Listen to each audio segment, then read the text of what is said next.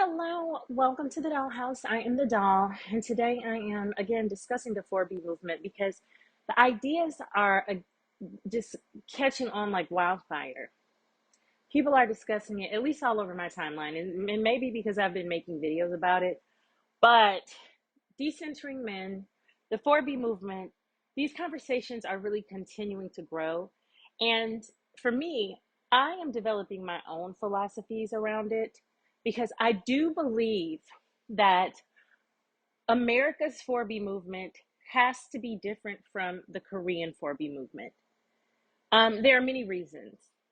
One of them is that we're a different country altogether. We have different social systems, different customs, different challenges between men and women because men and women in Korea still enjoy um, the gender roles and clarity and how men and women should behave.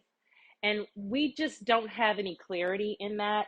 And from what I can sense, the best relationships of the future will allow for more clarity and in America will be more focused on mutual respect. Now, I believe the women in Korea, they have their struggles. They may have their struggles with respect. Um, but the movement there is very small, just like it is here in America. But it seems like it's growing more strongly here because it resonates with women and we have different problems that can help to soothe women, help women to have peace of mind as they retreat from the old patterns and old styles of dating that have held them back. So, I'm going to play a video about a woman discussing the 4B movement in Korea and its real impact. Korean women have no idea what the 4B movement is, and we need to stop this misinformation.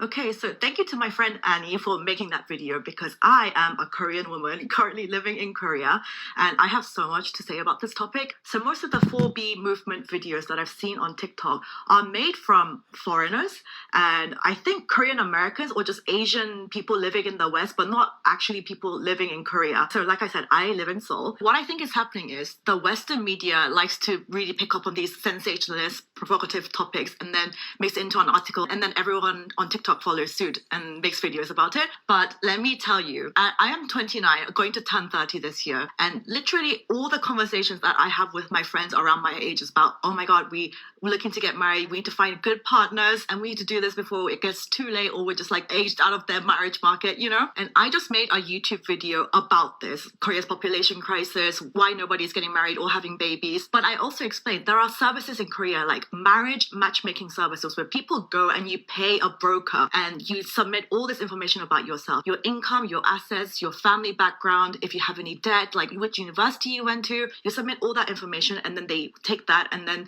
they will try to match you up with people who they think that you're on par with. So, you know how you see in K-dramas how like the poor girl ends up marrying the richest CEO of Korea?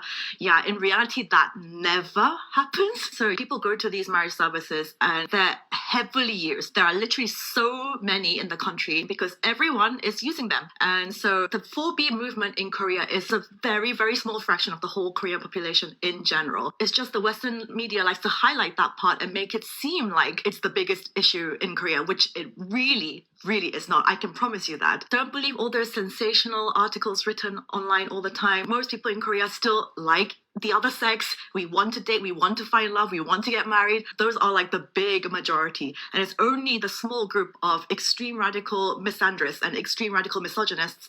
They just seem like the loudest because the most attention goes to them. But yeah, I literally just dropped a YouTube video explaining about this whole thing. So go watch it, Anna Lee on YouTube. So, as you can see, she's basically saying that it's not a very popular movement.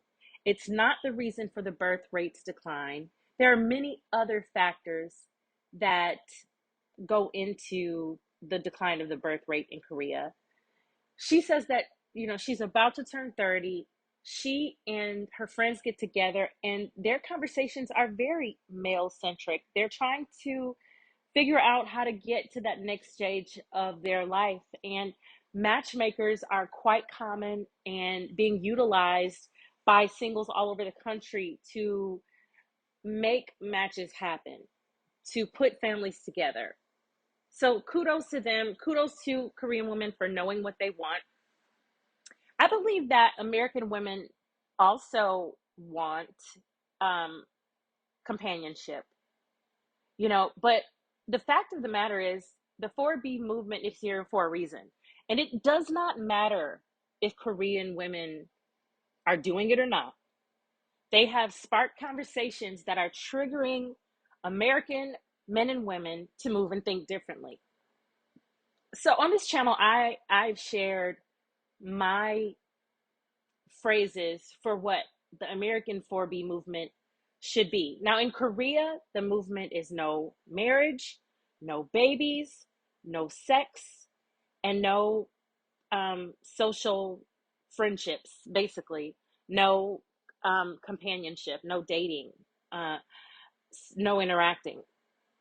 And so here in America, I believe that it should be no behaving like a married person, no bending over, no back shots, no putting your legs behind your ears, none of that.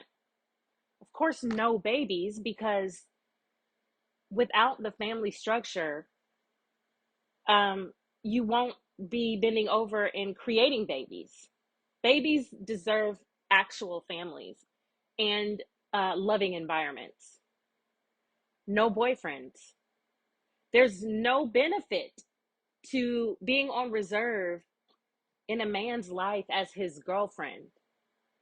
Because as a girlfriend, basically all you're doing is behaving like you're married. You really should be friends. That's what the dating is for, friendships. Now, I say no bromances because that is telling women, don't make friends that are not men you're dating.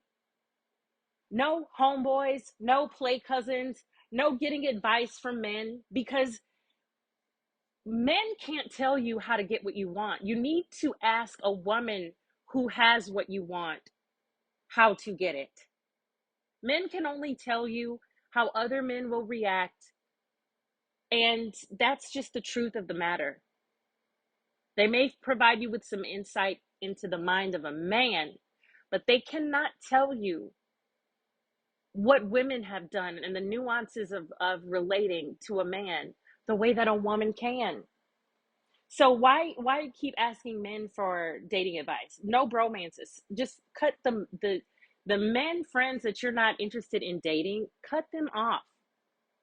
This 4B 4B, I guess, I don't know if this is an acronym or this guideline that I've developed, it's for single women, and it's just a smarter way to go throughout the world. And the thing is that you're still decentering men, you're still doing what's focused on you. But if you meet a man and there's an attraction, this would be the guideline for how to date him. Otherwise, you should be fine with not having a man. If you can't navigate dating with these guidelines, then you shouldn't be dating. And women are learning to embrace peace in their life without the responsibility of a relationship with a man. So women are completely content to go on without seeking out relationships. But if they happen, and if your woman decides to seek out a relationship, if she's using the 4B strategies that I have laid out, which are different from the Korean model, then it will be easier for her to have success in dating.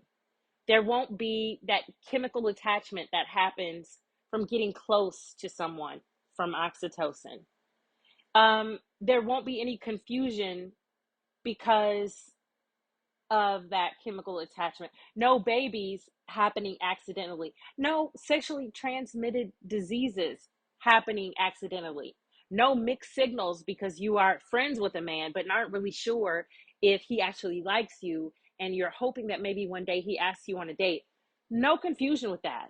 You're only hanging out with men as friends when he's asking you on a date only.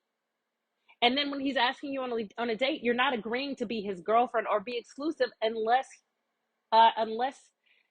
engagement is on the table. Otherwise, it's better to just stay friends. Why take yourself off the market? If you want to date exclusively for a while before you get engaged, that's your prerogative. But I would not encourage having a long-term boyfriend or behaving like you're married. That is, or even behaving like you're engaged. It's a losing game.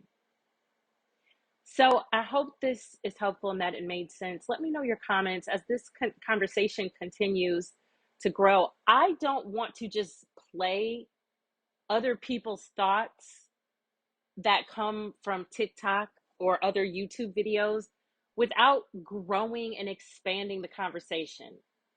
New thought has to be developed. So I'm looking forward to what you have to say. Please subscribe to the video. I'm getting closer to 500. I'm so grateful that I found you all. And I'm looking forward to continuing to grow with you. So we'll be talking soon.